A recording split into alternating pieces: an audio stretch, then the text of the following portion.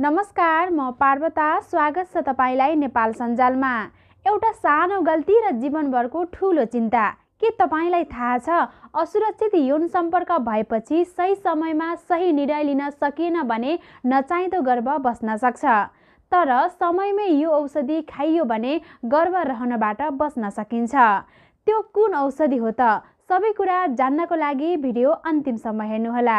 यो भिडियोमा म तपाईलाई आकस्मिक गर्भनिरोधक पिल्स के हो, कहिले, कसरी र कति समयभित्र खाने, के यो सुरक्षित छ, यी सबै कुरा एकदमै सरल र स्पष्ट भाषामा बुझाउनेछु।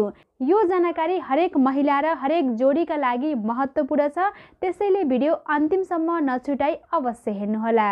पहिला आकस्मिक पिल्स भनेको के हो, यसबारे बुझौँ है त। आकस्मिक पिल्स भनेको असुरक्षित यौन सम्पर्क भएपछि गर्भ रहन नदिन खाने एउटा चक्की हो। यसलाई इमर्जेन्सी कन्ट्रासेप्टिभ पिल्स भनिन्छ। याद राख्नुहोस्, यो पिल्स एउटा नियमित प्रयोगका लागि होइन, केवल आकस्मिक अवस्थामा मात्र प्रयोग गरिन्छ। अब कुन अवस्थामा खाने त, यो कुरा पनि बुझ्न अति आवश्यक छ। कन्डम फुट्यो, कन्डम प्रयोग गर्न बिर्सियो भने, सुरक्षित उपाय बिना सम्बन्ध भयो र जबरजस्ती यौन सम्पर्क भयो भने यस्ता अवस्थामा आकस्मिक पिल्सको प्रयोग गर्न सकिन्छ। यो पिल्स कति समयभित्र खाने त? यौन सम्पर्क भएको 72 घण्टा 3 दिनभित्र खानुपर्छ। याद राख्नुहोस्, यौन सम्पर्क भएपछि जतिसक्दो चाँडो खानुहुन्छ त्यति नै असर राम्रो हुन्छ, अर्थात् औषधिले राम्रोसँग काम गर्छ। 24 घण्टाभित्र खाए सबैभन्दा प्रभावकारी हुन्छ। अब यो औषधि कसरी खाने, यसबारे बुझौँ है त। बजारमा पाइने धेरैजसो पिल्स एकैपटक एकवटा चक्की खाने हो। पानीसँग खानुहोस्, खाना खाएर वा नखाएर फरक पर्दैन। यसले कसरी काम गर्छ त?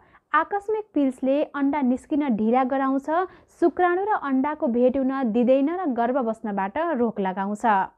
महत्त्वपूर्ण कुरा के छ भने, तर गर्भ पहिले नै बसिसकेको छ भने यो पिल्सले असर गर्दैन, अर्थात् यसले काम गर्दैन।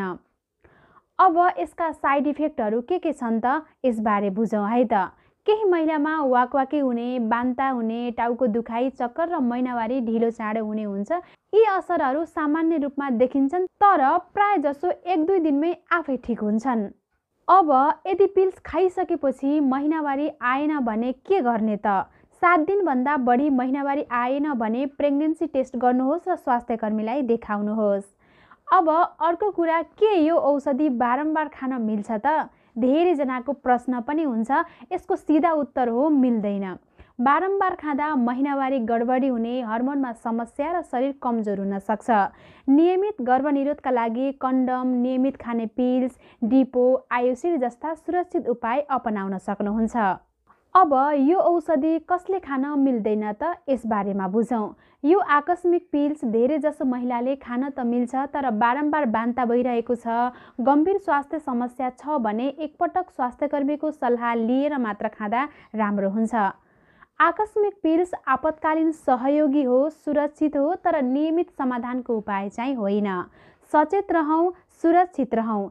यदि यो जानकारी उपयोगी लाग्यो भने भिडियोलाई लाइक, सेयर र च्यानललाई सब्स्क्राइब गर्न नबिर्सनुहोस्। आफ्नो प्रश्न कमेन्ट बक्समा राख्नुहोस्। फेरि अर्को उपयोगी स्वास्थ्य भिडियोमा भेटौँला।